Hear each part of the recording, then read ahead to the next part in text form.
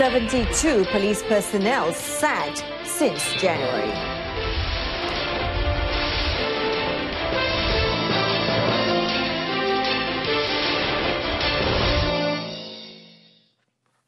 Good afternoon, I'm Jessica Lee. Welcome to News on 2.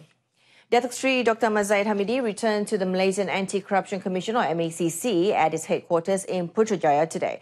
The UMNO president arrived at the MACC headquarters in a white Land Cruiser around 9:20 a.m. According to MACC Deputy Chief Commissioner of Operations, Datuk Sri Azam Baki, the MACC had sent a notice to Datuk Sri Dr. Ahmad Zahid compelling him to be present at its headquarters in Putrajaya to assist in investigations. Meanwhile, in a tweet yesterday, Datuk Sri Dr. Ahmad Zahid tweeted that he would extend full cooperation to the MACC. In July, the graft busters had grilled the former Deputy Prime Minister twice over two separate cases into the alleged misappropriation of Yayasan Akal Budi funds, a welfare foundation managed by his family. The alleged misappropriation involves 800,000 ringgit to settle credit card payments for himself and his wife between 2014 and 2015. 72 police personnel have been sacked in the first 9 months of this year for various offences, including corruption. According to Inspector General of Police Tan Sri Muhammad Fuzi Harun, the list of those sacked included a superintendent and deputy superintendent. Jadi ini pemantapan ini akan terus kita perkembangkan daripada semasa ke semasa dan usaha membendung salah laku ini, kegiatan atau perbuatan salah laku ini akan dilaksanakan secara berterusan, terutama atas kehendak kerajaan pada ketika ini untuk membersihkan pasukan daripada isu-isu rasuah. Tan Sri Muhammad Fuzi further disclosed that so far 1,484 personnel faced disciplinary action this year for abuse of power, negligence, failure to report for duty as well as criminal activities. Among the inducements that led to corruption in the police force are ideologies, money, external pressures and the inability to calculate risks.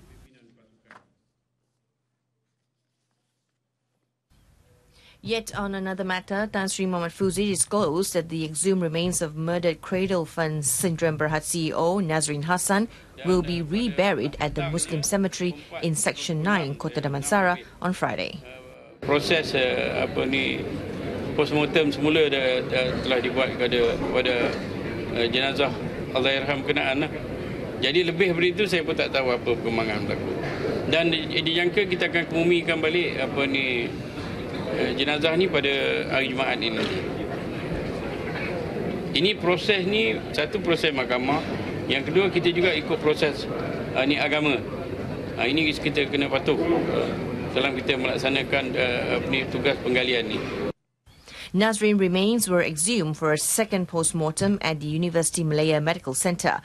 The Petaling Jaya Magistrates Court allowed a police application on October 1st for the exhumation to facilitate the second post-mortem to assist police investigation into Nazrin's murder. Kemaman police have crippled a drug trafficking syndicate believed to be operating for 2 years in the district.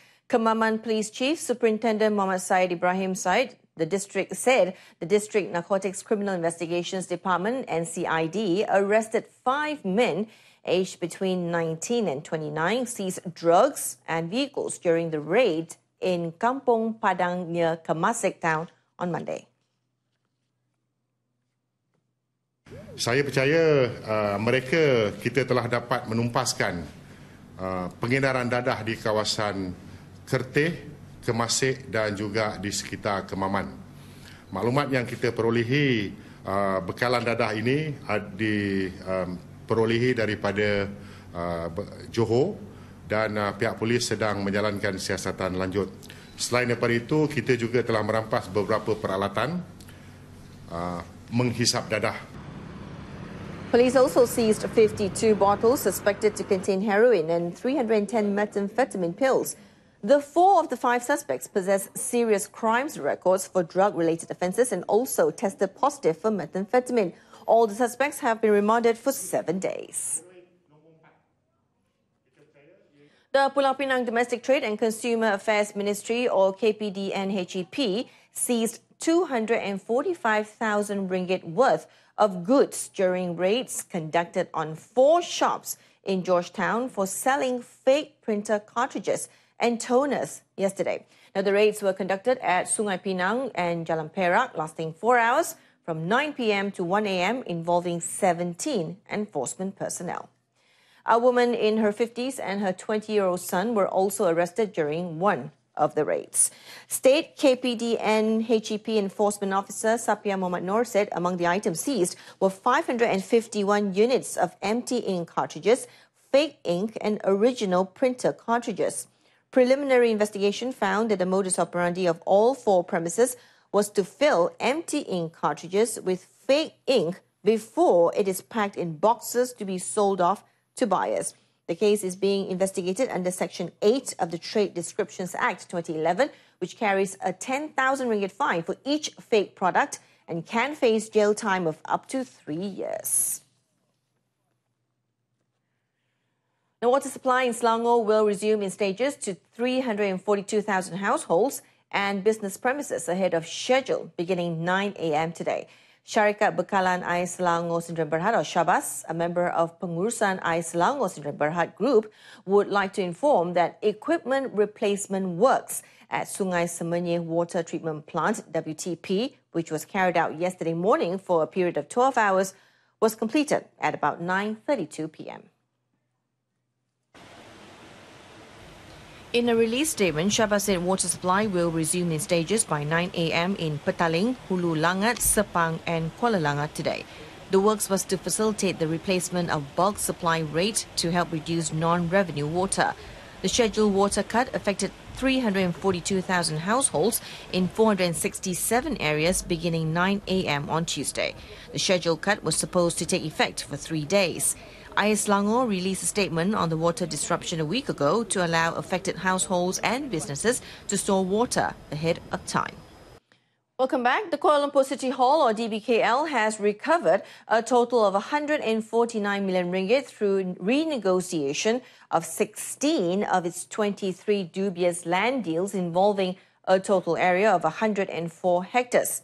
According to Federal Territories Minister Khalid Abdul Samad, apart from the 16 successfully renegotiated deals, there were 3 other transactions that needed re-evaluation from the Valuation and Property Services Department, while another 3 failed to reach agreement, and 1 transaction would involve legal arbitration.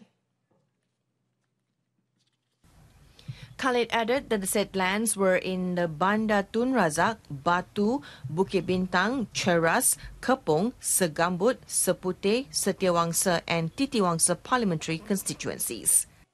Perundingan yang asal banyak menimbulkan ketidakadilan lah, ya, kepada pihak DBKL dan bagi pihak kerajaan, dan hasil daripada rundingan ini kita dapat kembalikan satu pendapatan yang munasabah bagi pihak DBKL dan bagi pihak kerajaan. Malangnya ada beberapa kontraktor yang enggan untuk berunding. Saya beri satu contohlah. Tanah yang bernilai 120 juta tapi dijual kepada kontraktor dengan harga 40 juta. Khalid said all the 97 land deals were submitted to the Malaysian Anti-Corruption Commission, or MACC, for further investigation. Deputy Transport Minister Datuk Kamaruddin Jaafar said the congestion surcharge imposed by shipping companies on containers to and from Labuan will be scrapped once the congestion at the port is resolved. And he said the surcharge, which is only temporary, will be lifted once the situation returns to normal following the various measures taken by the Labuan Port Authority. Datuk Kamaruddin said the surcharge will be lowered from 2,500 ringgit to 500 ringgit per 20-foot container and 5,000 ringgit to 1,000 ringgit per 40-foot container. Kerana mereka nak cover the cost sort of lah yang berlaku beberapa minggu ini. Tetapi selepas ini, misalnya bila perjalanannya kembali agaknya seperti biasa, maka saya rasa perjanjian persefahamannya, surcharges itu akan ditiadakan kembali. It's a very temporary measure. Speaking during a press conference in Labuan, Dato' Kamaruddin said it was not the ministry's practice to absorb such charges, adding that a more amicable and effective solution would be adopted. Tun Dr. Mahathir Mohamad said there is a need for a new indicator to measure the wealth of the nation. The Premier said the need arose due to the fact that calculation on the basis of averaging is not very accurate. If we go only by per capita income, we may have equitability, but in fact, there is no equitability because the per capita income is due to the very high earnings of the top few. Tun Dr. Mahathir added that the new indicator could be anything, but its standard must be able to apply to the real situation. On another note, he said the government must work towards rebalancing the distribution of the national wealth for the people. He said the previous government did not care much about equitability in the distribution of wealth of the country, and that the current government has promised to correct the imbalances in society. In order to do this, the Premier said Malaysia will require many more professionals running government institutions and companies. He also said Malaysia should have good governance and management in the business sector. Meanwhile, the Prime Minister said Malaysians will enjoy wealth and prosperity if wages and productivity are increased without any increase in the cost of production. The increases in wages that we give to workers in order to reduce the disparity between them and the management, then the increase will in fact increase their purchasing power, because the cost of production does not go up as the wages go up.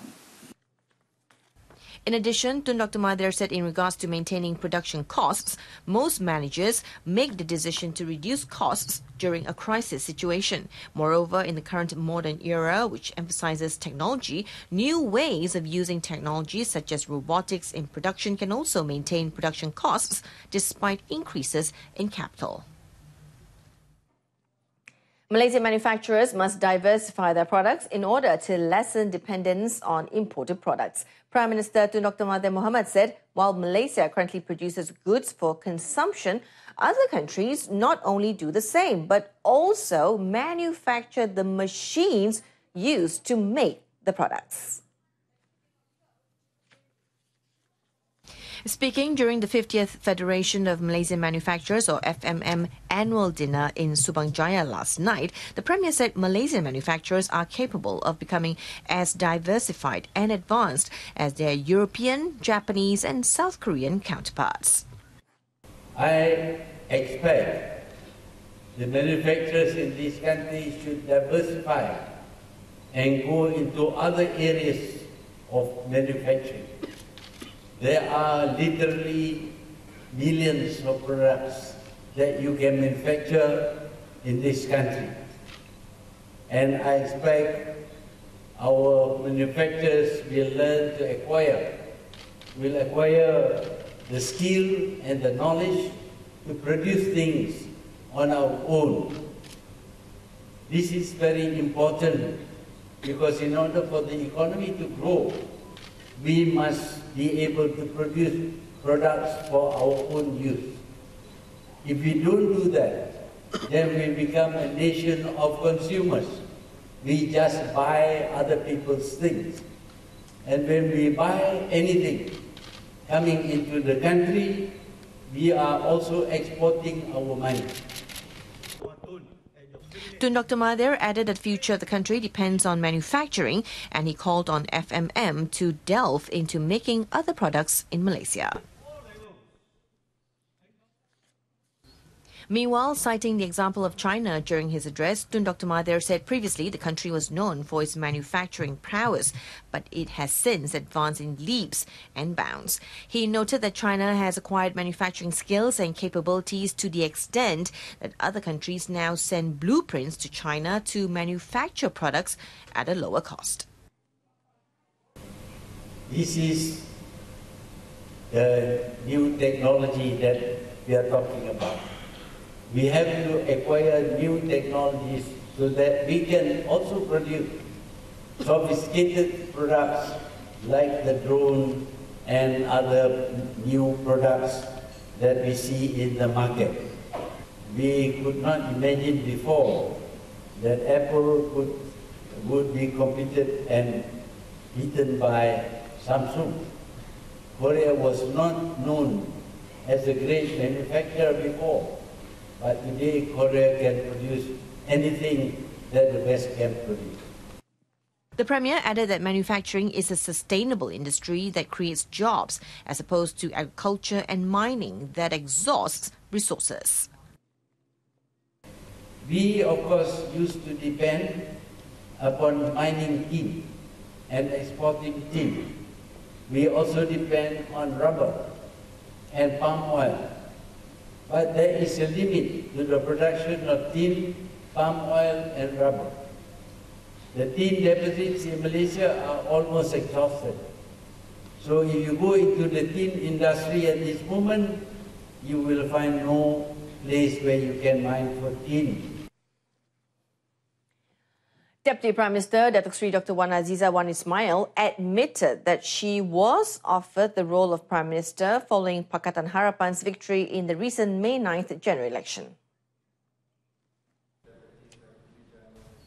Sharing the information for the first time with some 200 members of Malaysian diaspora yesterday, Datuk Seri Wan Azizah said the offer came from the Yang di-Pertuan Agong Sultan Muhammad V, as she is the president of PKR, the party which symbol was used by all PH component party members in the GE14. She declined the role as the Pakatan Harapan coalition had promised the Malaysian people that Tun Dr. Mahathir Mohamad would be Prime Minister. Tapi itu sebab kita dah janji dan ini adalah kita pegang pada janji. Janji kita Perdana Menteri pada Tun Dr. Mahathir dan saya menjadi Timbalan Perdana Menteri. Ini yang berlaku dan Alhamdulillah kita dah tukar kerajaan dengan aman, damai dan dengan tiada pertumpahan darah. During the same event, the Deputy Premier reiterated that under the current government administration, there would be no compromise should any of its ministers be found involved in corruption. Kali kita diberi amaran oleh Perdana Menteri, you guys jangan sekali-kali rasuah. Kalau rasuah, out you go. Itu memang satunya. Dan memang outright, blatant, warning.